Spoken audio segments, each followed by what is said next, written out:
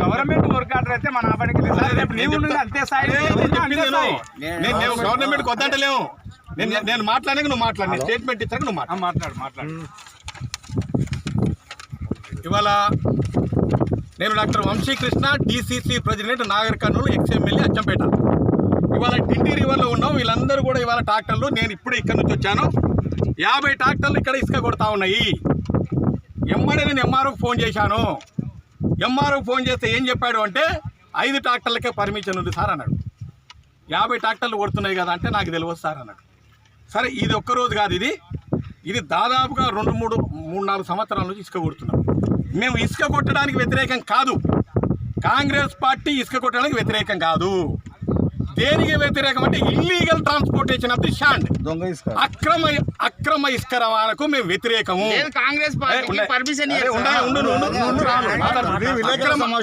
అక్రమ ట్రాన్స్పోర్టేషన్కు వ్యతిరేకము. ఇవాళ రైతు వేదిక కానీ, వైకుంఠ ధామం కానీ, ఇవన్నీ ఇసుకతో పని ఉన్నది వాస్తవం. కానీ ఒక ట్రాక్టర్కు అంటే రోజుకు 1-2 సార్లు కొట్టాలి. ఒకటే ఓచర్ మీద, ఈ ఓచర్ మీద ఇది ఒక్కసారికి పనికి వస్తుంది, 10 సార్లు కొడుతుంది.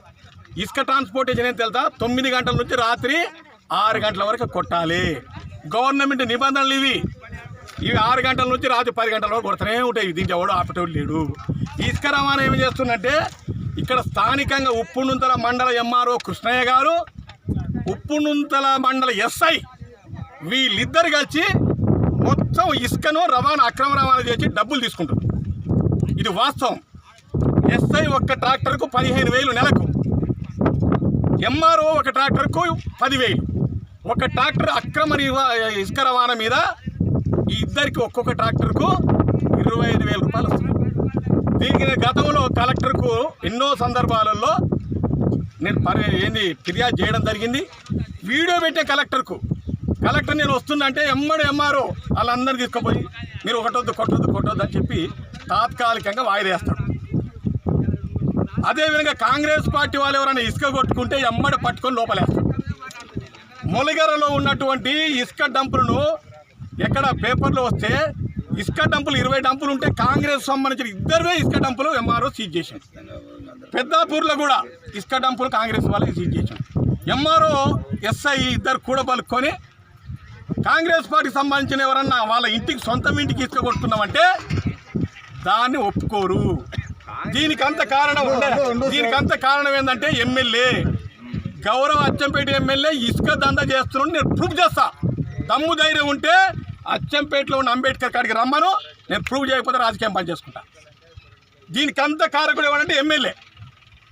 అదేవిధంగా మా సర్పంచ్ ఎక్కడ లక్ష్మాపూర్ సర్పంచ్ గోవర్ధన్ రెడ్డి, ఆయన దేనికి రైతు వేదికకు వైకుంఠ ధామానికి రైతు వేదికకు ఇసుక అడిగితే MRO పర్మిషన్ ఏమిస్తాడు?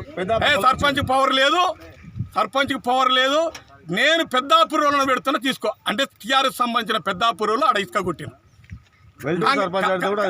వెల్టూరు సర్పంచ్ అడిగితే అదే పరిస్థితి.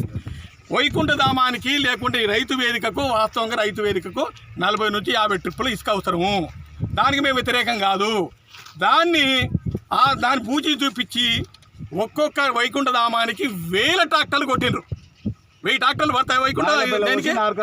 ఇవన్నీ కూడా ఇదొకటైతే అచ్చంపేటలో ఉన్న మొలగర, సలగోడు ఇవన్నీ వాగు పక్కన ఉన్న వాటికి పర్మిషన్ ఇయ్యరు. ఇల్లు కట్టుకున్నవాడు పర్మిషన్ ఇయ్యాడు MRO. ఎవరికి ఇస్తాడు? నాగర్ కర్నూలు తెలకపల్లికి ఇస్తాడు. ఎందుకు ఇస్తాడు? పైసలు ఎక్కువ ఇస్తాడు. చెప్పడు. MRO ఒక దొంగ, ఇసుక దొంగ. నేను ఛాలెంజ్ చేస్తా. MRO మొత్తం ఇసుక అమ్ముకుంటుండు. కలెక్టర్ గారికి విజ్ఞప్తి చేస్తున్నా, మేము త్వరలోనే దీని మీద తప్పకుండా ధర్నా చేస్తాం.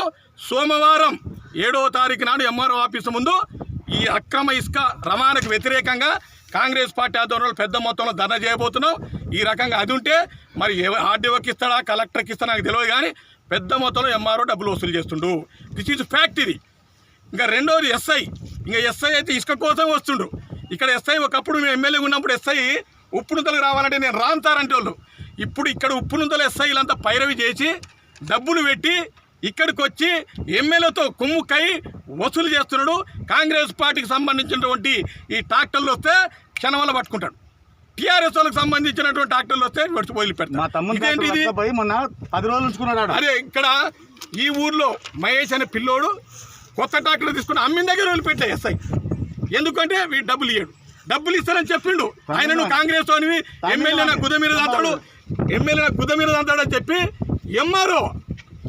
ఈ ఎంఆర్ఓను సస్పెండ్ చేయాలి. సస్పెండ్ చేసిన వదిలిపెట్టే లేదు. ఈ ఎంఆర్ఓ ఎక్కడున్న అటెండ్ చేస్తున్నా అక్రమ ఇస్క్రమాలు చేస్తా ఉన్నాడు. ఇక్కడ అమరాబాద్లో 1100 ఎకరాలు భూమి లేకుండా పట్టాలు చేసిండు.